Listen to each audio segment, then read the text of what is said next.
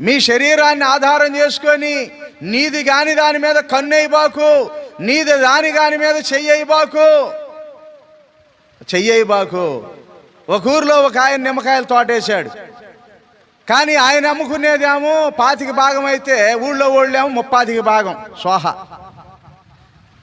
కష్టపడి కౌలుకు తీసుకొని చెట్లు నాటుకొని ఎరువేసుకొని నీళ్లు పెట్టుకునేవాడేమో 25% కాయలు అమ్ముకుంటున్నాడు. ఆ ఊళ్ళో వాళ్ళేమో గోతాలు తీసుకెళ్ళి 75% వెళ్ళిపోతున్నాయి. అదే ఊర్లో ఒక ఆయన బొబ్బాయి తోటేశాడు. అంతే, 4 సార్లు అవతలకి కాయలు లేవిక ఆ తోటలో. ఇదేది కాయ లేదు అనుకుంటారా? ఏం చేసి ఉంటారు?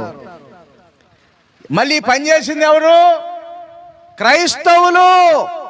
వీళ్ళు ఎవరయ్యా అంటే క్రైస్తవులు. ఈ దొంగలు ఎవరయ్యా అంటే క్రైస్తవులు. ఆ ఊర్లో